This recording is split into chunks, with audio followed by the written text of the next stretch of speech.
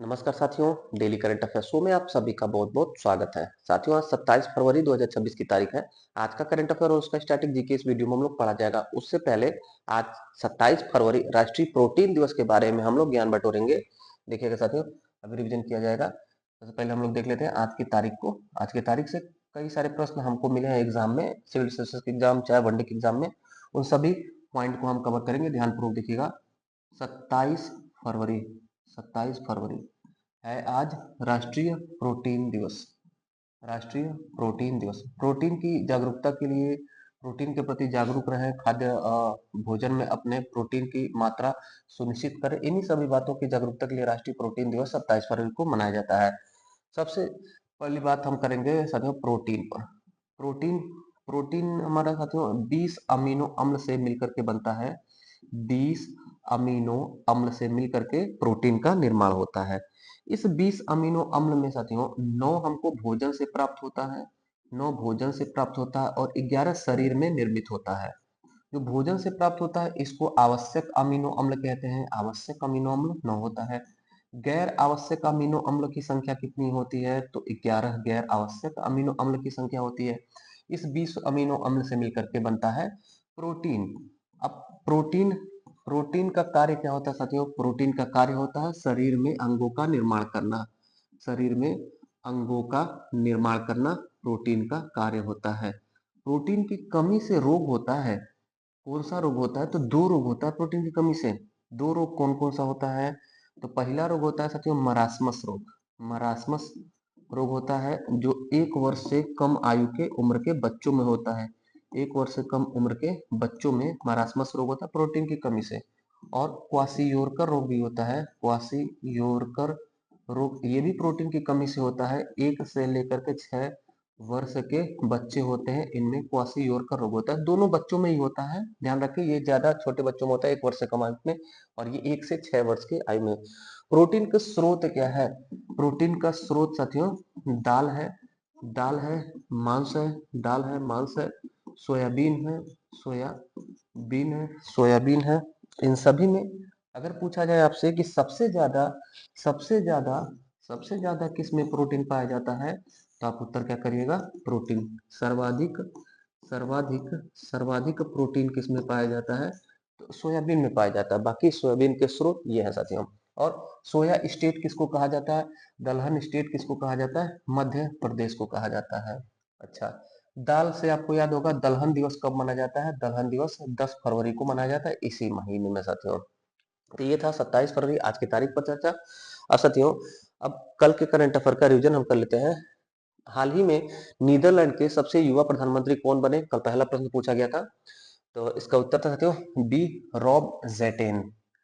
दूसरा प्रश्न, पूर्वोत्तर भारत का पहला चावल महोत्सव का आयोजन कहाँ किया गया? उत्तर जाएगा नागालैंड में। अगला प्रश्न था वृंदावनी वस्त्र संबंधी कल्चरल म्यूजियम प्रोजेक्ट का शिलान्यास कहाँ किया गया? उत्तर असम के गुवाहाटी में। चौथा प्रश्न, एचआईवी से बचाव के लिए इंजेक्शन वाली लेनाका पाविर शुरू करने वाला दुनिया का पहला देश जिम्बाब्वे। जिम्बाब्वे ने अपने यहाँ एचआईवी एड्स बीमारी के इंजेक्शन को शुरू किया है और दुनिया का ऐसा पहला देश बन गया। लेनाका पाविर इंजेक्शन का नाम है। अगला, हाल ही में सीआरपीएफ का 87वां स्थापना दिवस कहाँ मनाया गया?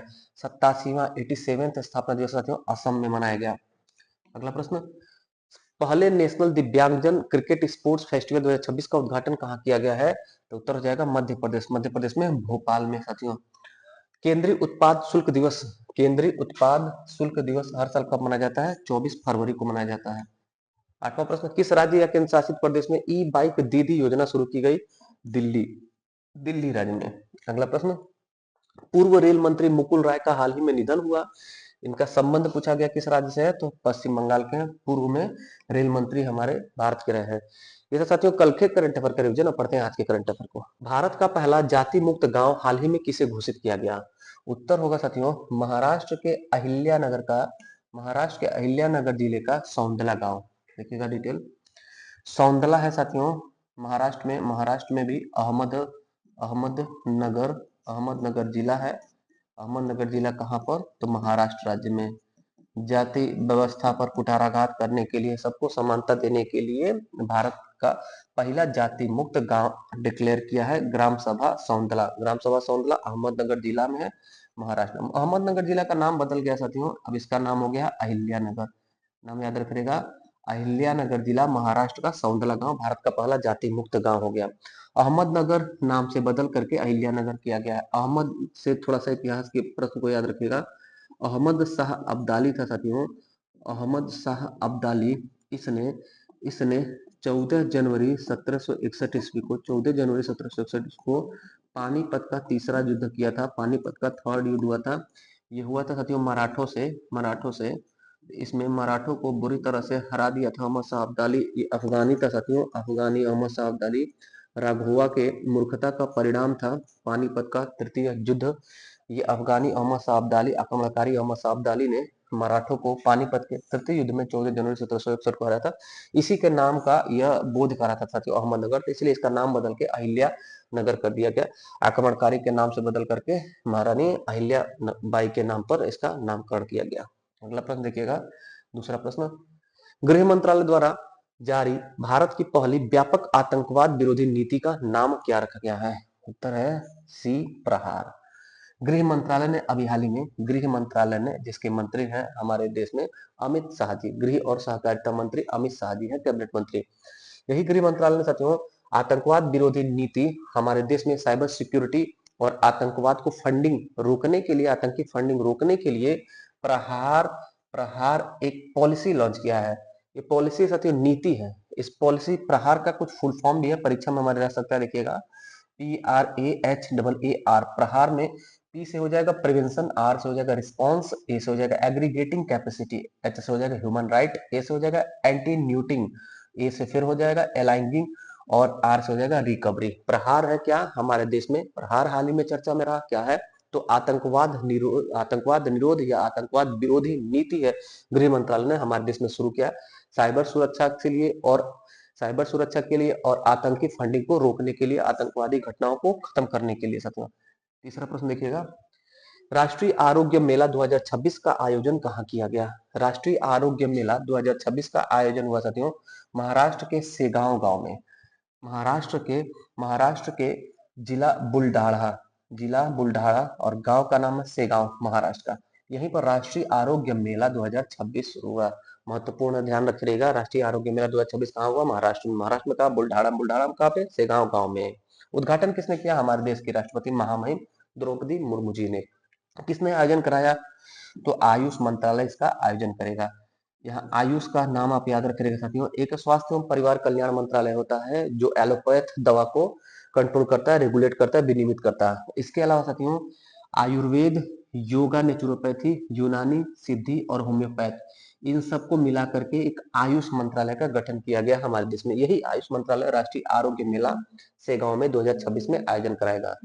अगला प्रश्न देखिएगा, आरबीआई द्वारा देश का दूसरा सुरक्षित डेटा सेंटर कहाँ लॉन्च किया गया है? साथियों बैंकिंग सिस्टम को मजबूत करने के लिए, हमारे देश में बैंकिंग और फाइनेंशियल सिस्टम कमजोर न पड़े इंटरनेट कारणों से, चाहे एआई कारणों से, तो इसके लिए महाराष्ट्र में एक देश का पहला सुरक्षित डेटा सेंटर स्थापित हुआ था। अभी दूसरा स्थापित हो गया उड़ीसा के भुवनेश्वर में। ध्यान रखें, उड़ीसा के भुवनेश्वर में देश का दूसरा सुरक्षित डेटा सेंटर लॉन्च किया गया। किस लिए? तो हमारे देश में फाइनेंशियल जो व्यवस्थाएं हैं, बैंकिंग प्रणाली है, वो धराशाही न हो, वो सिस्टम हमेशा अनवरत रूप से चलता रहे, कोई भी दिक्कत न हो। तो पहला हुआ था कहां पर? पहला हुआ था महाराष्ट्र के नवी मुंबई के खारगर में। भारत का पहला, आरबीआई का पहला, देश का पहला सुरक्षित डेटा सेंटर नवी मुंबई खारगर में। अभी दूसरा किया गया है, ये हम आज पढ़ रहे हैं, देश का दूसरा सुरक्षित डेटा सेंटर ये उड़ीसा के भुवनेश्वर में। क्यों हुआ है दूसरा? तो साथियों अगर मान लेते हैं पहला जो है अगर फेल्योर हो जा रहा है किसी कारणों से, तो बैकअप देने के लिए सेकेंड की व्यवस्था की गई है। अगर यह व्यवस्था अभी तो वर्तमान में ये चल रहा है, यही कंटिन्यू है, अगर किसी कारणों से अटैक वगैरह से ये अव्यवस्थित हो जा रहा है, रुक जा रहा है, बाधित हो जा रहा है, तो सेकेंड बैकअप प्लान हमारे देश के पास है। देश का दूसरा सुरक्षित डेटा सेंटर लॉन्च किया आरबीआई ने। आरबीआई के बारे में स्टैटिक जीके देखिएगा साथियों, आरबीआई 1934 का एक्ट है, 1934 आरबीआई एक्ट है। इसी के तहत 1935 में आरबीआई का गठन होता है। यंग हिल्टन समिति की सिफारिश पर होता है, यंग हिल्टन आयोग की सिफारिश पर आरबीआई का गठन होता है और कोलकाता में इसका मुख्यालय था। फिर 1937 में इसका मुख्यालय शिफ्ट किया गया मुंबई में। वर्तमान में इसके 26वें क्रम के गवर्नर है संजय मल्होत्रा साहब। 26वें आरबीआई के गवर्नर कौन है? संजय मल्होत्रा साहब। और प्रथम गवर्नर कौन थे? तो ऑसबर्न स्मिथ, नाम याद होगा आपको। ओ स्मिथ, ओ स्मिथ, ओ स्मिथ। और ये साथियों अंग्रेज हैं, ओ स्मिथ, ओ स्मिथ। अगर पूछा जाए प्रथम भारतीय आरबीआई गवर्नर जनरल, प्रथम भारतीय आरबीआई गवर्नर जनरल, भारतीय गवर्नर जनरल, तो उत्तर हो जाएगा सी डी देशमुख साहब, C D Deshmukh, C D Deshmukh साहब। आरबीआई के द्वारा साथियों, आरबीआई को राष्ट्रीयकरण किया गया 1949 में। आरबीआई को राष्ट्रीयकृत किया गया 1949 में। बैंकिंग रेगुलेशन एक्ट आया था। बैंकिंग बैंकिंग रेगुलेशन एक्ट हमारे देश में कब आया था? तो 1949 में। इसी 1949 के अधिनियम के अंतर्गत आरबीआई को सबसे पहले राष्ट्रीयकृत किया गया था। आरबीआई के द्वारा साथियों मॉनेटरी पॉलिसी जारी किया जाता है, मौद्रिक नीति जारी किया जाता है, जो 2016 में उर्जित पटेल कमेटी की सिफारिश पर आया। मौद्रिक नीति, मौद्रिक नीति के टूल है repo rate, reverse repo rate, MSF, SLR और बैंक रेट साथियों। अगला प्रश्न हम करते हैं, पांचवा प्रश्न। धर्म गार्जियन सैन्य अभ्यास भारत और किस देश के बीच होता है? उत्तर हो जाएगा जापान। धर्म गार्जियन जापान, हर साल होता है साथियों। धर्म गार्जियन मिलिट्री एक्सरसाइज हमारे भारत और जापान के मध्य हुआ कहां पर है? प्रश्न पूछा जाए तो चौबटिया उत्तराखंड में यह आयोजन हुआ है। इसमें हमारी सेना के लद्दाख स्काउट इकाई के 100 सैनिक भाग लेंगे। लद्दाख स्काउट यूनिट के 100 सैनिक इसमें प्रतिभाग करेंगे। उत्तराखंड चौबटिया जाएंगे, जापान के साथ धर्म गार्जियन सैन्य अभ्यास करेंगे। जापान के साथ और कौन सा सैन्य अभ्यास होता है? ध्यान रखें, जीमैक्स, वीर गार्जियन, मालाबार, क्वाड, सिन्यू मैत्री और काइजिन भी जापान के साथ मिलिट्री एक्सरसाइज होता है। जापान के बारे में कुछ स्ट्रेटेजी के सुन लीजिएगा जल्दी से। जापान का पुराना नाम निप्पन है साथियों। जापान की राजधानी टोक्यो है। जापान की मुद्रा है वान। जापान की मुद्रा है येन। और वान साथियों कोरिया की मुद्रा है। दक्षिण कोरिया, उत्तर कोरिया की मुद्रा वान है। जापान की मुद्रा येन है। और युवान मुद्रा चीन की है। चीन की दूसरी मुद्रा का दूसरा नाम है रेमिनबी भी। रेमिनबी और युवान लिख देते हैं साथियों, कंफ्यूजन हो जाएगा। येन, येन जो है ये जापान की मुद्रा है। इसी येन को वान कर दिया जाए साथियों तो ये कोरिया का मुद्रा है। कोरिया में भी उत्तर कोरिया और दक्षिण कोरिया दोनों का मुद्रा है। और इसी में यू जोड़ दिया जाए युवान, इसी को रेमिनबी भी कहा जाता है। युवान या रेमिनबी ये चीन की मुद्रा है साथियों, चीन की मुद्रा है। अब थोड़ा सा जापान पर आते हैं। जापान से क्वेश्चन था तो जापान 4 द्वीपों पर बसा देश है। उत्तर से दक्षिण 4 द्वीप है।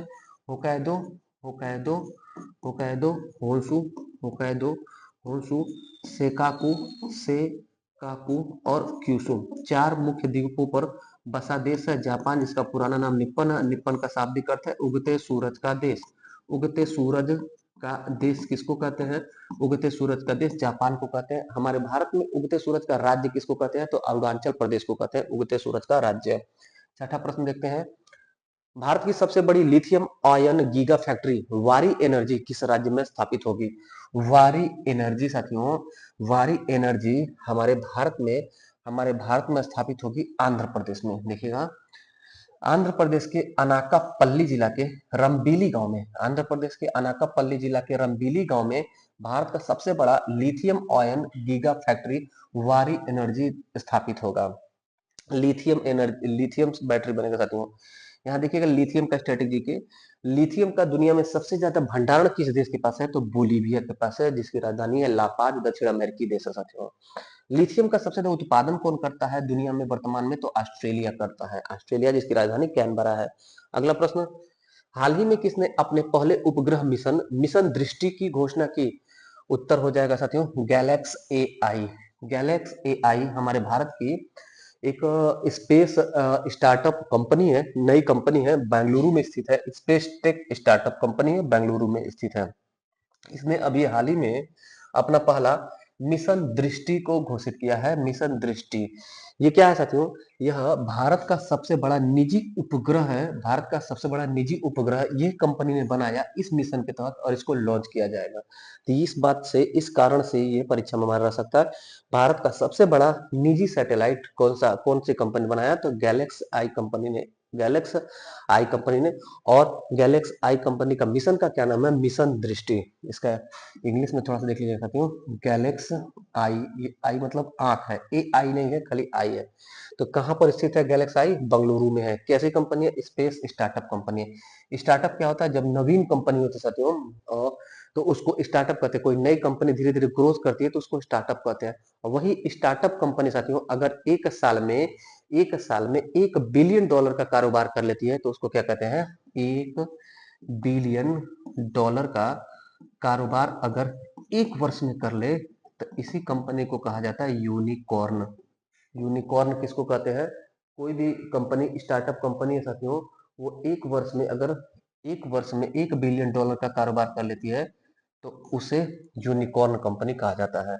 8वां प्रश्न देखिएगा, भारतीय सेना ने स्ट्रेला 10 एयर डिफेंस मिसाइलों का सफल परीक्षण कहां से किया है।